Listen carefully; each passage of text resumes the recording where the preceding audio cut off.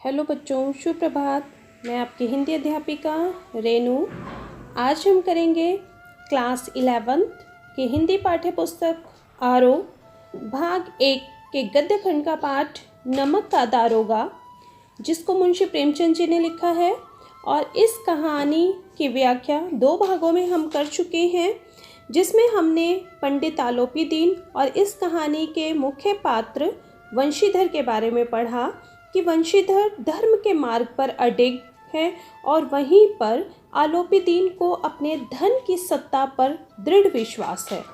और हम इस कहानी में देखते हैं कि वंशीधर अपने धर्म के मार्ग पर अपने कर्तव्य निष्ठा से अपने कार्य को करते हुए किस तरीके से जब आलोपी दीन उनको रिश्वत देने का प्रयास करते हैं और उनके सभी प्रयासों को वंशीधर विफल कर देते हैं। वो 40,000 या 40 लाख तक की रकम पर भी वो नामंजूर कर देते हैं और वो अपने ज़मादार को, अपने असिस्टेंट को आदेश दे देते हैं कि उनको गिरफ्तार कर लिया जाए। और गिरफ्तारी की जैसे ही हथकड़ियाँ लेकर बदलू सिंह उनकी तरफ बढ़ता है, वो उसे आता हुआ देखकर, क्योंकि आलोपी दीन के जीवन में ऐसा कभी नहीं हुआ था कि किसी ने उनसे ऊंची आवाज़ में भी बात की हो, और उनका हिरासत में जाना उनकी मान प्रतिष्ठा सब पर एक बहुत बड़ा दाग था। तो वो ऐसा देखकर इसको सहन नहीं कर पाते और एकाएक मूर्छित हो जाते हैं। अब हम पढ़ेंगे इस कहानी का आगे का भाग, जिसकी शुरुआत होती है उनके गिरफ्तार होने के बाद से। तो देखते हैं हम इसकी पंक्तियाँ। दुनिया सोती थी पर दुनिया की जीभ जागती थी।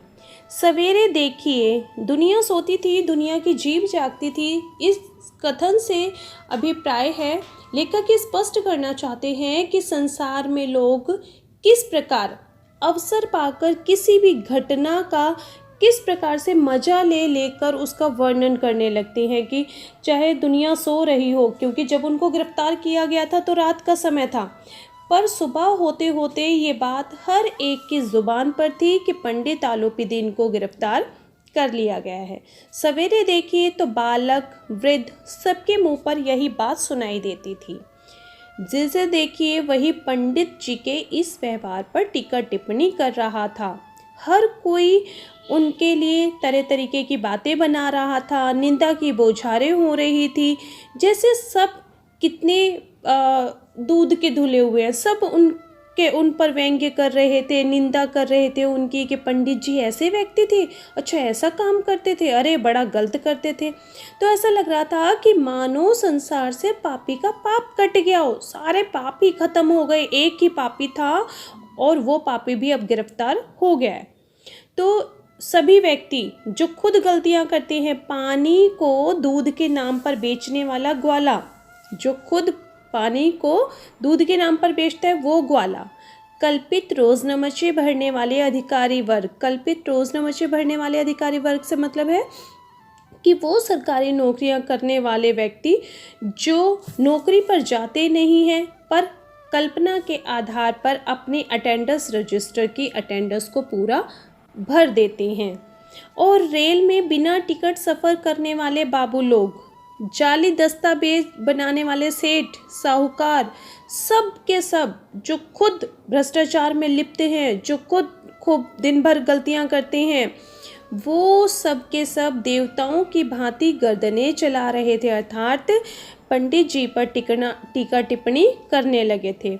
जब दूसरे दिन अर्थात जो प्रातःकाल था, पंडित आलोपी दीन अभियुक्त होकर कांस्टेबल के साथ हाथों में हथकड़ियाँ, हृदय में ग्लानि, क्षोभ भरे और लज्जा से गर्दन झुकाए हुए, क्योंकि उनके जीवन का ये जो है बहुत ही ग्लानि का, बहुत गिल्टी फील कर रहे थे, लज्जा से अपनी गर्दन उन्होंने झुकाई हुई थी। और अदालत की तरफ जब वो चल रहे थे तो सारे शहर में हलचल मच गई, क्योंकि एक बहुत बड़ा व्यक्ति जो बहुत प्रतिष्ठित है, जो जिसकी बहुत ज़्यादा माना जाता है जिसको सोसाइटी में, उस व्यक्ति को जब गिरफ्तार कर लिया जाए तो हलचल मचनी स्वाभाविक ही थी। मेलों में कभी भी शायद आंखें इतनी व्यग्र ना होती होंगी जितनी अब बेचैन थी। यहाँ पर पूरी भीड़ इकट्ठा थी आलोपी दीन जी को देखने के लिए। भीड़ के कारण छत और दीवार कहीं पर कोई भेद ही नहीं था। चारों तरफ इतना लोग खड़े थे, सब उनको देखना चाहते थे, जैसे मानो कि वो अब उनकी स्थिति देखना चाह रही हो कि गिरफ्तार होकर आलोपी दीन जी कैसे दिखाई देते हैं। और जब अदालत में पहुंचने भर की ही देर थी, अदालत में पहुंचे ही थे कि पंडित आलोपी दीन इस अगाध वन के शेर की तरह थे। जो न्यायालय था, अदालत थी, वो ऐसा लग रहा था कि मानो कि जो ये हैं, पूरा जो अदालत है वो जंगल है, वन है, और उसमें पंडित आलोपी दीन एक शेर की भांति खड़े थे। अधिकारी वर्ग, जितना भी अधिकारी वर्ग था, उनके भक्त, अमले उनके सेवक थे, वकील मुख्तार उनके आज्ञापालक थे, अर्दली, चपरासी, चौकीदार तो उनके बिना माल के गुलाम थे। सब मतलब उनके जी हजूरी करने पर लग गए थे। उन्हें देखते ही चारों तरफ से दौड़ने लगे थे। सभी लोग हैरान हो रहे थे। वो इसलिए हैरान नहीं हो रहे थे कि आलोपी दीन जी ने ये कर्म क्यों किया, बल्कि वो इसलिए हैरान हो रहे थे कि वो कानून के पंजे में कैसे आए, क्योंकि सभी जानते थे कि वो अपना काम निकलवाना बहुत अच्छे से जानते हैं।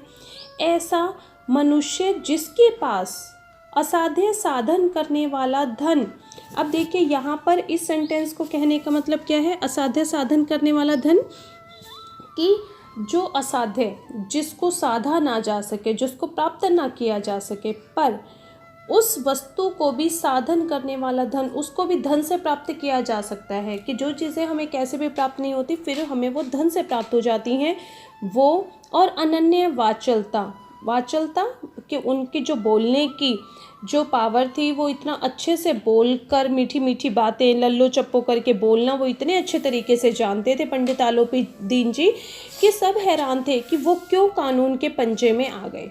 प्रत्येक मनुष्य उनसे सहानुभूति प्रकट करता था। बड़ी तत्परता से इस आक्रमण को रोकने के निमित्त वकीलों की एक सेना तैयार हुई और न्याय के मैदान में धर्म और धन में युद्ध ठन गया। न्याय के मैदान में धर्म और धन में युद्ध ठनना, कि जो न्याय का मैदान था अर्थात अदालत थी, अदालत में धर्म में कि जो पंडित वंशीधर जी थे, मुंशी वंशीधर जी, वो अपने सत्य के, ईमानदारी के, धर्म के मार्ग पर टिके थे कि इन्होंने जो 2 नंबर से ये नमक का व्यापार कर रहे थे, नमक का निर्यात कर रहे थे, और वहीं पर दूसरी तरफ जितने भी वकील थे वो पंडित आलोपी दीन जी को सही साबित करने पर रुके हुए थे, कि वो ये साबित करना चाहते थे कि वो गलत नहीं है, उनको गलती से गिरफ्तार किया गया है। तो धर्म और धन की क्षमता थी आलोपी दीन जी के, दोनों में युद्ध ठन गया था। वंशीधर चुपचाप खड़े थे, उनके पास सत्य के सिवा कोई बल नहीं था, वो चुपचाप ही खड़े रहेंगे। वो सिर्फ ये कह ही सकते थे कि इनको मैंने रात को गिरफ्तार किया है, इनके पास नमक की गाड़ियाँ थी। न स्पष्ट भाषण के अतिरिक्त कोई शस्त्र नहीं था। कुछ गवाह थे, परंतु वो भी लोभ के कारण, क्योंकि धन से उन्हें भी खरीद लिया गया था, वो भी डामाडोल हो रहे थे। यहाँ तक कि मुंशी जी को न्याय भी अपनी ओर से कुछ खिंचा हुआ दिख रहा था। अब मुंशी जी को लगने लगा था, वंशीधर जी को, कि न्याय उन्हें नहीं मिलेगा। न्याय का दरबार था ये, परंतु उसके कर्मचारियों पर पक्षपात का नशा छाया हुआ था। उसके जो कर्मचारी थे, जो जज थे, वकील थे, अर्दली कर्मचारी थे, उन पर पक्षपात का, और वो पक्षपात कर रहे थे आलोपी दीन जी का। तो पक्षपात और न्याय का कोई मेल ही नहीं है। जहाँ पक्षपात होगा वहाँ न्याय की कल्पना नहीं की जा सकती। मुकदमा जल्दी ख़त्म हो गया। डिप्टी मजिस्ट्रेट ने अपनी तजवीज़ में लिखा कि पंडित आलोपी दीन के विरुद्ध किए गए जितने भी जो प्रमाण दिए गए हैं वो निर्मूल है, भ्रमात्मक हैं, ये गलत हैं, और वो एक बड़े भारी आदमी हैं, वो बहुत प्रतिष्ठित व्यक्ति हैं, और ये बात कल्पना के बाहर है कि उन्होंने थोड़े से लाभ के लिए, कि नमक का व्यापार करना मतलब थोड़ा बहुत लाभ करना है, और वो थोड़े से लाभ के लिए ऐसा दुस्साहस नहीं करेंगे। यद्यपि नमक के दारोगा मुंशी वंशीधर का अधिक दोष नहीं है। अब यहाँ पर उनको तो बाइज्जत रिहा कर दिया गया, उनको अच्छा साबित कर दिया गया कि वो बहुत अच्छे आदमी हैं, वो ऐसी गलतियाँ नहीं करेंगे। पर जो वंशीधर जी हैं, हालांकि उनकी गलती है पर ज़्यादा दोष नहीं है, लेकिन ये बड़े खेद की बात है कि उनकी उद्दंडता और विचारहीनता के कारण, उन्होंने जो गलती की है उसके कारण एक अच्छे मनुष्य को कष्ट झेलना पड़ा। हम प्रसन्न हैं कि वो अपने काम के लिए सजग हैं, सचेत हैं, परंतु नमक के मुकदमे की बढ़ी हुई नमक हलाली में ने उनके विवेक और बुद्धि को भ्रष्ट कर दिया है। उन्हें ही विवेकहीन और उनकी बुद्धि को ही भ्रष्ट बता दिया गया और उन्हें चेतावनी दी गई कि भविष्य में उन्हें होशियार रहना चाहिए, और इस तरीके से उन्हें चेतावनी दे दी गई। और जब ये फैसला वकीलों ने सुना तो वो उछल पड़े। पंडित आलोपीदीन मुस्कुराते हुए बाहर निकले। स्वजन बांधुओं ने रुपयों की लूट की, क्योंकि अब वो 40,000 जहाँ इतनी बड़ी रिश्वत दे रहे थे उसे, यहाँ तो 4,000 रुपये से कम में सारा काम हो गया था, सबको खरीद लिया गया था। उदारता का सागर उमड़ पड़ा था, सब पर पैसे लौटाए जा रहे थे। उसकी लहरों ने अदालत की नींव तक हिला दी थी। जो पैसे की शक्ति थी उसकी लहरों ने अदालत की नींव तक को हिला दिया था। जब वंशीधर बाहर निकले तो चारों तरफ से लोग उनके ऊपर व्यंग्य बाणों की वर्षा करने लगे। लोग उन्हें तरह तरह की बातें सुना रहे थे, उन पर व्यंग्य कस रहे थे। चपरासियों ने झुक झुक कर सलाम किए, किंतु इस समय एक एक कटु वाक्य, एक एक संकेत उनके गर्व की अग्नि को और ज़्यादा बढ़ा रहा था। जो भी बातें उन्हें कही जा रही थी उससे उनके गर्व की अग्नि और ज़्यादा बढ़ती जा रही थी। कदाचित इस मुकदमे में जब वो सफल हो जाते तो शायद इतना अकड़ते हुए वो ना चलते। आज उन्हें संसार का एक खेदजनक विचित्र अनुभव हुआ था। आज उन्होंने एक अलग ही अनुभव किया था। उन्हें नहीं पता था कि उनकी ईमानदारी की उन्हें ये सज़ा मिलेगी।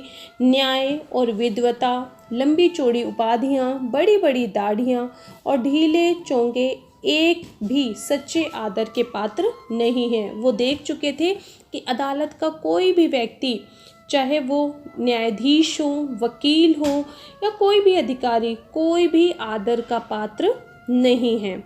वंशीधर जी ने धन से बैर मोल लिया था। धन से बैर तो मोल लिया था, उन्हें इतनी बड़ी रकम मिल रही थी और उन्होंने उससे बैर ले लिया था, उसको लेने से इनकार कर दिया था, तो अब उसका मूल्य चुकाना अनिवार्य था। कठिनता से 1 सप्ताह ही बीता होगा कि मुअत्तली का परवाना आ पहुंचा। उनका मतलब वहां से सस्पेंड वो हो चुके थे। कार्यपरायणता का दंड मिला था। जो उन्होंने कार्य को इतनी ईमानदारी, इतनी कर्तव्य निष्ठा से निभाया था, उसकी सज़ा मिली और बेचारे भग्न हृदय, शोक और खेद से व्यथित होकर अपने घर की तरफ चल पड़े थे। जो वृद्ध मुंशी जी थे, उनके पिताजी थे, वो पहले ही गुस्से में भरे हुए बैठे थे और वो कह रहे थे हम तो कलवार कसाई के तगादे सहे और बुढ़ापे में भगत बनकर बैठे और ये सूखी तनख्वाह पे रहेंगे। वो खूब उन्हें बातें सुना रहे थे कि हमने भी नौकरी की थी, हम भी काम करते थे और ये कौन सा काम करने का तरीका हुआ कि आप जो है इतनी ईमानदारी से काम करो। हमने काम किया, हम कोई ओहदेदार नहीं थे, पर जब तक हमने काम किया दिल खोल कर किया और ये ईमानदार बनने चल रहे हैं। घर में चाहे अंधेरा हो, मस्जिद में दिया अवश्य जलाएंगे। अर्थात वो इस से कहना चाहते हैं कि इनके पास चाहे खुद धन नहीं था, घर में लाचारगी थी, बेबसी थी और घर की जो स्थिति थी वो अच्छी नहीं थी, पर उसके बाद भी वो जो है दूसरों के लिए ईमानदारी से अपना कार्य करना चाहते थे। खेद ऐसी समझ पर, और वो उनकी ऐसी समझ पर बहुत दुख प्रकट करते हैं कि इसका पढ़ना लिखना सब बेकार गया, इसने अपनी पढ़ाई लिखाई को बेकार कर दिया। इतनी अच्छी पोस्ट पर नौकरी मिली थी, इतना अच्छा काम मिला था और वो सब इन्होंने बर्बाद कर दिया। इसके थोड़े ही दिनों बाद जब वंशीधर इस दुरावस्था में घर पहुँचे, और जब वंशीधर जी घर पहुँचे तो बूढ़े पिताजी ने समाचार सुना कि बेटा आ गया है, तो उन्होंने अपना सिर पीट लिया और बोले जी चाहता है तुम्हारा और अपना सिर फोड़ लूं। पिताजी बहुत गुस्से में थे, हाथ मलते रहे गुस्से में, बहुत सारी कठोर बातें कहते रहे। वंशीधर अगर वहाँ से टल ना जाते तो शायद वो उनका जो गुस्सा था वो विकट रूप धारण कर लेता। जो बूढ़ी माँ थी उनको भी बड़ा दुख हुआ, क्योंकि उन्होंने भी तीर्थ यात्राओं की कामनाएं कर ली थी। पत्नी भी कई दिनों तक सीधे मुंह उनसे बात नहीं करती, सब उनसे बोलना छोड़ देते हैं और इस तरीके से वो दुखी होकर अपना समय व्यतीत करने लगते हैं। इस प्रकार एक सप्ताह ही बीता होगा कि शाम का समय था। बूढ़े मुंशी जी बैठे राम नाम की माला जप रहे थे। अपने घर के द्वार पर वो बैठे हुए थे, तभी एक रथ आकर रुकता है। हरे और गुलाबी पर्दे लगे हुए थे। पछइये पश्चिमी बैलों की जोड़ी उसमें लगी हुई थी। गर्दनों पर नीले धागे, सींगे पीतल से जड़ी हुई, नौकर लाठियां कंधों पर रखे साथ में थे। मुंशी जी अगवानी को दौड़े। वो देखने के लिए दौड़े कि कौन है। देखा तो पंडित आलोपी दीन है।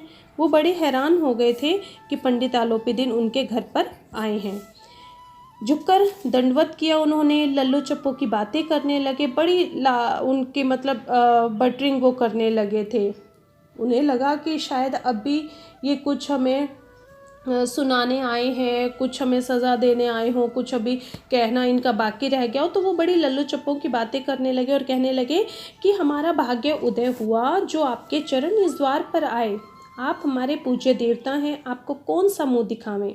मुँह पर तो कालिख लगी है, किंतु क्या करें, लड़का अभागा कपूत है। अपने बेटे को कोसने लगते हैं, वंशीधर जी को वो कोसने लगते हैं और कहते हैं हमारा बेटा ही अभागा है, कपूत है, नहीं तो हम आपसे क्यों मुँह छिपाना पड़ता। और वो अपने आप को ही कोसते हुए कहते हैं ईश्वर निसंतान चाहे रख ले, पर ऐसी संतान ना दे। आलोपी दीन ने कहा नहीं भाई साहब, ऐसा ना कहिए। मुंशी जो वृद्ध मुंशी जी थे वो चकित होकर कहते हैं ऐसी संतान को और क्या कहूँ। उन्होंने आप जैसे इतने प्रतिष्ठित व्यक्ति को गिरफ्तार करने की ज़रूरत की है, इतनी बड़ी गलती की है। आलोपी दीन ने वात्सल्यपूर्ण स्वर में कहा कुल तिलक और पुरुषों की कीर्ति उज्जवल करने वाले संसार में ऐसे कितने धर्मपरायण मनुष्य हैं जो अपने धर्म पर अपना सब कुछ अर्पण कर सकें, कि ऐसे बहुत कम व्यक्ति होते हैं जो अपने धर्म के लिए, अपने धर्मपरायणता के कारण ही अपना सब कुछ गवा देते हैं। जैसे वंशीधर जी ने अपना सब कुछ गवा दिया था। अब ना उनके पास नौकरी थी, ना परिवार के सदस्यों का प्यार था उनके साथ, सब उनसे गुस्से में बातें कर रहे थे। पंडित आलोपी दीन ने वंशीधर जी से कहा दारोगा जी से खुशामद ना समझिए, खुशामद करने के लिए मुझे इतना कष्ट ना उठाने की ज़रूरत नहीं थी। और पंडित आलोपी दीन फिर वंशीधर जी से भी बातें करते हैं कि दारोगा जी इसे खुशामद ना समझिएगा, खुशामद करने के लिए मुझे इतना कष्ट उठाने की ज़रूरत नहीं थी। और वो उसके बाद उनसे कहते हैं कि उस रात को मैं अपनी इच्छा से, आपने मुझे अपने अधिकार बल से मुझे अपनी हिरासत में लिया था, ज़बरदस्ती अपने अधिकार के कारण मुझे गिरफ्तार किया था, पर आज मैं स्वेच्छा से, अपनी इच्छा से आपकी हिरासत में हूँ। अब यहाँ पर पंडित आलोपी दीन के व्यक्तित्व का एक दूसरा और बिल्कुल अलग पहलू दिखाई देता है, जिसमें वो कहते हैं कि मैंने हज़ारों रईस और अमीर देखे और अनेक अधिकारियों से मुझे काम पड़ा, पर यदि मैंने आज तक सबको अपने धन का गुलाम बना दिया है, सबको अपना गुलाम बना दिया, पर आज जिसने मुझे हराया है, जिसका मैं गुलाम बन गया, वो आप हैं। और मुझे आज्ञा दीजिए कि मैं आपसे कुछ प्रार्थना कर सकूं। वंशीधर बड़ी हैरानी से उन्हें देखते हैं, उनका सत्कार करते हैं स्वाभिमान सहित। वो समझ गए थे कि ये महाशय अब मुझे लज्जित करने और जलाने आए हैं। पहले उन्हें ये लग रहा था क्षमा प्रार्थना की, उन्होंने कोई चेष्टा नहीं की थी, कोशिश नहीं की कि वो उनसे क्षमा मांगे, उनसे कुछ कहें, बल्कि अपने पिता की जो ये बातें थी, जो पिताजी उनके सामने हाथ जोड़ रहे थे, गिड़गिड़ा रहे थे, वो बातें भी उन्हें अच्छी नहीं लग रही थी। पर जब वो पंडित जी की ये बातें सुनते हैं कि वो उनसे रिक्वेस्ट कर रहे हैं और वो बता रहे हैं कि मैं कोई आपको दुखी करने के लिए नहीं आया हूँ, मैं किस लिए आया हूँ, वो जब ये बताते हैं तो उनके मन का मैल जो है वो साफ हो जाता है। पंडित जी की ओर उड़ती हुई दृष्टि से वो देखते हैं, जिसमें सद्भाव झलक रहा था। गर्व ने अब लज्जा के सामने सिर झुका दिया था, क्योंकि वो शर्मिंदा थे पंडित आलोपी दीन अपने किए हुए काम पर, और शर्माते हुए बोलते हैं वंशीधर जी, ये आपकी उदारता है जो ऐसा कहते हैं, मुझसे जो कुछ गलती हुई उसे क्षमा कीजिए। उस समय मैं धर्म की बेड़ियों में जकड़ा हुआ था। धर्म की बेड़ियों में जकड़ा होने से मतलब क्या है कि मेरा कर्तव्य था कि मैं अपना कार्य ईमानदारी से करूं, नहीं तो वैसे मैं आपका दास हूं। आपकी जो आज्ञा होगी वो मेरे सिर माथे, कि आप जो कहेंगे मैं उसको मान लूँगा। पंडित जो आलोपी जी थे उन्होंने विनीत भाव से कहा कि नदी के तट पर आपने मेरी प्रार्थना स्वीकार नहीं की थी। मैंने आपसे कहा था कि आप रिश्वत लो और मुझे छोड़ दो, पर आपने मेरी बात नहीं मानी, पर आज मेरी बात माननी पड़ेगी। वंशीधर बोले, मैं किस योग्य हूँ, किंतु जो कुछ सेवा मुझसे हो सकेगी उसमें कोई भी मैं गलती नहीं करूँगा। और उसके बाद पंडित आलोपी जी उन्हें एक स्टाम्प लगा हुआ पेपर निकाल कर देते हैं और कहते हैं कि इस पद को स्वीकार कीजिए और मैं ब्राह्मण हूँ, जब तक मेरी इच्छा पूरी नहीं होगी तब तक मैं आपके द्वार से नहीं हटूंगा। और जब वंशीधर जी उस कागज़ को पढ़ते हैं तो कृतज्ञता से उनकी आंखों में आंसू भर आते हैं, क्योंकि पंडित आलोपी ने अपनी सारी ज़मीन जायदाद का स्थायी मैनेजर उनको नियुक्त कर दिया था, जिसमें उन्हें 6,000 रुपये वार्षिक वेतन, उसके अलावा रोज़ाना का खर्च अलग, सवारी के लिए घोड़े, रहने के लिए बंगला, नौकर चाकर, सब कुछ मुफ्त। और उसके साथ साथ वो कहते हैं, पंडित जी मुझ में इतना सामर्थ्य नहीं कि आपकी उदारता की प्रशंसा कर सकूं, पर मैं इतने ऊंचे पद के योग्य नहीं हूं। आलोपी जी फिर कहते हैं हंसते हुए कि मुझे आप जैसे अयोग्य व्यक्ति की ही ज़रूरत है। और इस तरीके से वो उन्हें अपने पास काम के लिए देते हैं। कलमदान से अपने एक कलम निकालते हैं और वंशीधर के हाथ में देकर बोलते हैं, ना मुझे विद्वता की चाह है, ना ही अनुभव की, और न कार्यकुशलता की। इन गुणों का महत्व मैं अच्छे प्रकार से पा चुका हूँ। अब सौभाग्य और सुअवसर ने मुझे वो मोती दिया है जिसके सामने योग्यता और विद्वता की चमक फीकी पड़ जाती है। और मैं ईश्वर से, परमात्मा से यही प्रार्थना करूँगा कि वो हमेशा आपको वही नदी किनारे वाला बुमुरवत उद्दंड कठोर किंतु धर्मनिष्ठ दरोगा बनाए रखे। अपने धर्म का पालन करने वाला दारोगा आपको हमेशा के लिए बनाए रखे। और वंशीधर जी जब आलोपी जी का बदला हुआ व्यक्तित्व देखते हैं, उनकी ये बातें सुनते हैं, तो उनकी आंखें डबडबा आती हैं। हृदय के संकुचित पात्र में इतना एहसान न समा सका जो एहसान आलोपी ने उन पर किया था। एक बार फिर पंडित जी की ओर भक्ति और श्रद्धा की दृष्टि से देखते हैं वो, और कांपते हुए हाथ से वो मैनेजरी के जो कागज़ थे उस पर वो हस्ताक्षर कर देते हैं, और आलोपी भी खुश होकर उन्हें अपने गले लगा लेते हैं। तो इस तरीके से हम आलोपी जी के एक अलग व्यक्तित्व को देखते हैं कि किस प्रकार वो अपने जो है पहला जिस धर्म की शक्ति पर उन्हें इतना घमंड था, उसके साथ साथ जब वो ईमानदारी को, कर्तव्यनिष्ठा को देखते हैं कि कोई ऐसा व्यक्ति भी हो सकता है, तो उन्हें वंशीधर जी से ज़्यादा विश्वास पात्र संसार में कोई नज़र नहीं आता, और वो अपनी ज़मीन जायदाद का स्थायी मैनेजर उन्हें नियुक्त कर देते हैं। तो ये था कहानी का सार जो हमारा व्याख्या सहित अब कंप्लीट हुआ। इसके अगले भाग में हम इसके प्रश्न उत्तर करेंगे। तो आज के लिए इतना ही। आशा है आपको समझ में आया होगा। धन्यवाद बच्चों।